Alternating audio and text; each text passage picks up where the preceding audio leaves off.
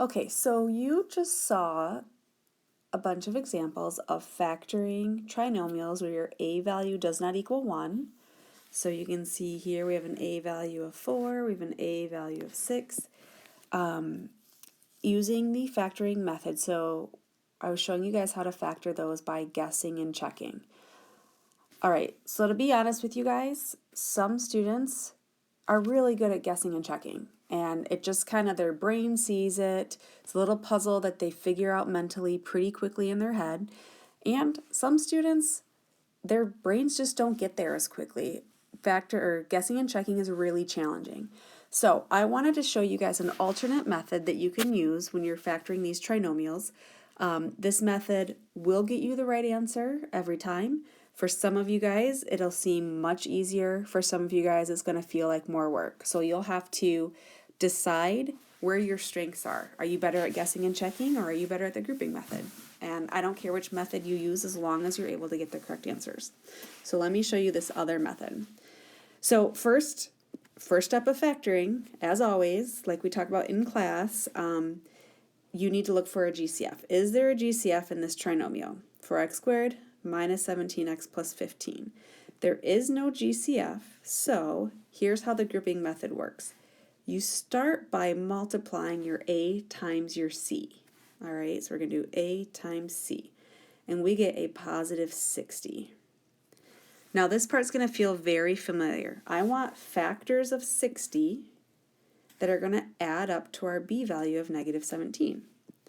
So let's just start out with our factors of a positive 60. We have 1 and 60, 2 and 30, 3 and 20,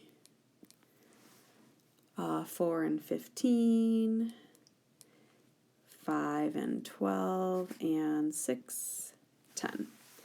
Okay, let's think through the signs. I'm looking for a factor pair to add up to a negative 17.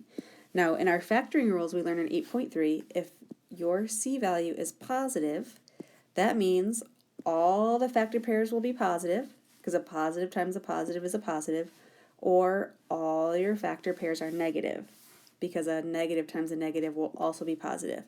How do you know if you want positive or negative factors? You look at your B value.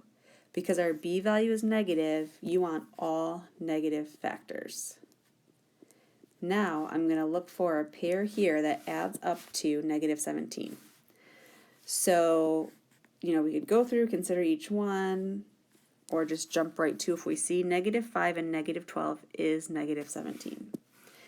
Okay, so to factor this, oops, there we go.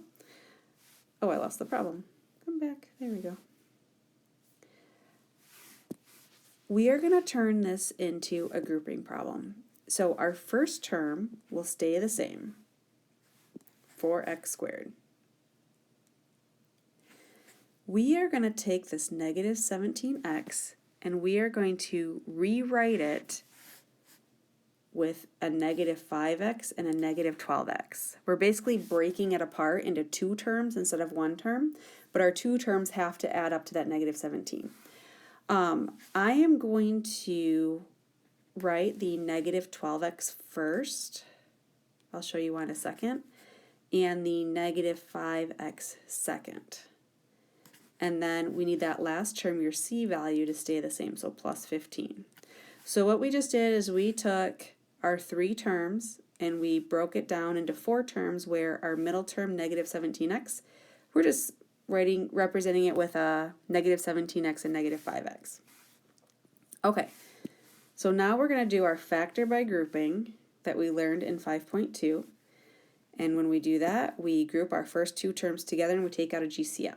So this is why I wanted to put the 12 near the 4, because I just saw that there would be an easier GCF to find.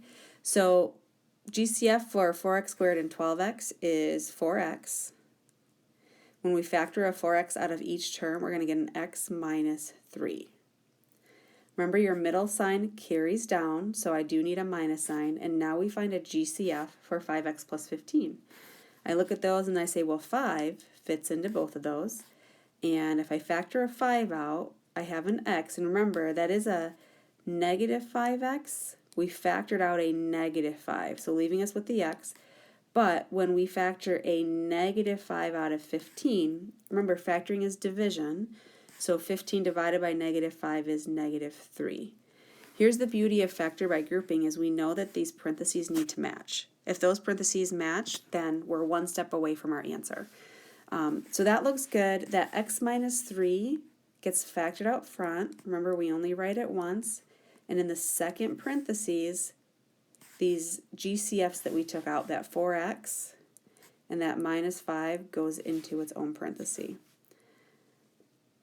Now, we can do a quick double check. We know that x times 4x is 4x squared. We know that negative 5 times negative 3 times negative 5 is positive 15.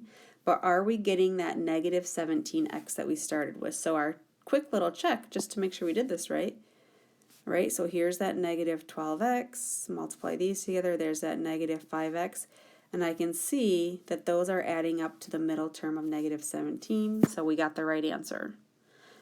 So you just get the right answer when you do this method. So some of you guys are going to like that. You're just going to want some steps to follow to get to the right answer, and that's what this method will show you.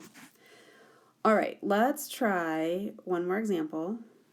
Thank you for your patience with the video getting a little bit longer, but I think some of you guys will be really excited to learn this method.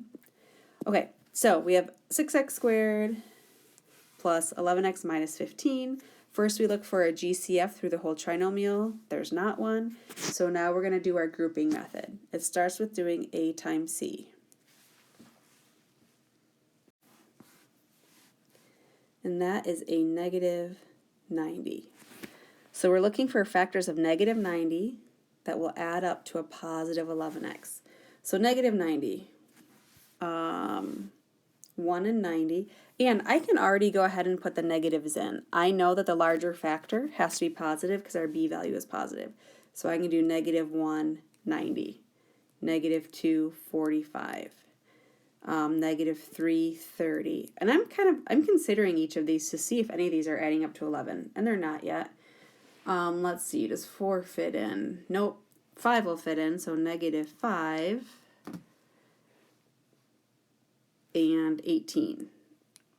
Well, that's adding up to 13, so I think we're getting closer. Let's see, negative 6 and 15 is a factor pair. That adds up to a 9. Let's see, does 90 divide by 7?